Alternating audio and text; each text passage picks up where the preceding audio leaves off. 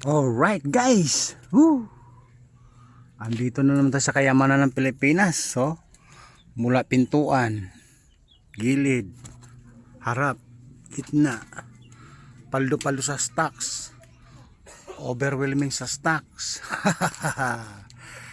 Bukas di-deliver na kami guys. Kaya ako nakapag-video,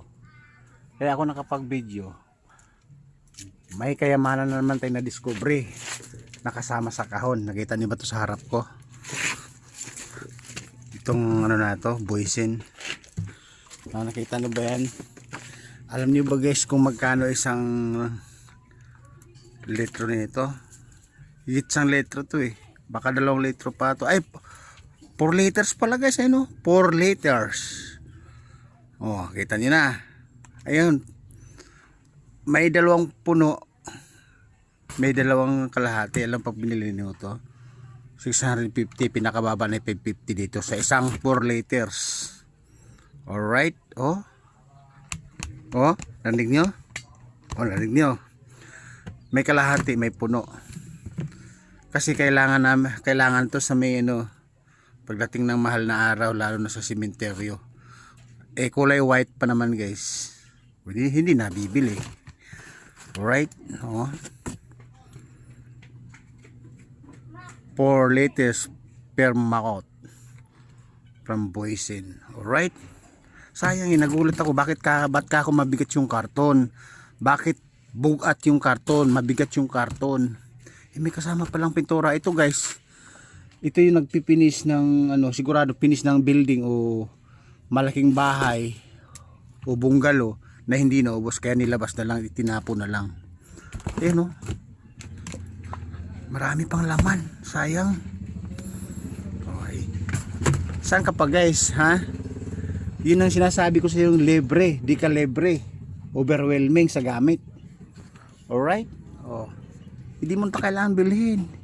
Hindi mo na kailangan bilhin to. Kasi ito 650 to hanggang 550. Barat ka pag nakuha mo to sa 500 yung 4 liters na to. O di ba? Baka hindi pa nga papayag yung may tindahan yung bilihan ng pintura. Di ba? Mahal to, hindi mo mabibili ng 500 to. Kasi kaso nga lang gali 4, tapos mayroon pa siyang kasama punong-puno. Pakinggan nyo. Narinig nyo? Punong-puno guys, hindi pa nagagalaw. Itong maliit na to. 1 liters nga lang. Mabibili mo ba ng 100 to? 180 hanggang 150 to makukuha mo. 1 liters. Tandaan nyo, 150 hanggang 180. Punong-puno pa. Sayang, di ba?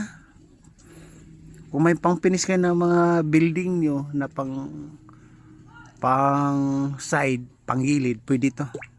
Kaysa bibili ka pa. Pag binili mo to sa tindahan, sabihin na natin 500, di pat yari yung 2,000 mahigit nito o 2,500, hindi lang.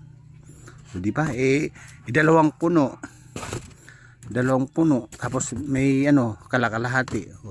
Sabihin natin 3 buo na ganito, 4 liters, 4 liters, magkano din yun? Di ba? Yan yung sinasabi ko sa inyo guys na kayamanan ng Pilipinas. Paldo-paldo sa overwhelming sa stock. Ayan, nakita nyo naman. Di ba? Nakita nyo naman. Ito ang pinakasentro ng usapin natin, itong 4 liters bawat plastic. Sayang. Alam ko yung mga presyuhan nito kasi may mga kaibigan tayong mga kontraktor, construction. Hindi kontraktor na sa ghost project, kontraktor ng mga construction. Alright? Hindi sa ghost project, kalsada yun sa mga tulay kalsada yun di ba? Guys, pinakita ko lang sa inyo yung kayamanan sa Pilipinas na maraming hindi nakakaalam, na hindi alam ng iba. Alright? Again, malapit na mahal na araw makagamit to. Lalo na sa sementeryo. Okay? Babu! Paldo, kayamanan ng Pilipinas.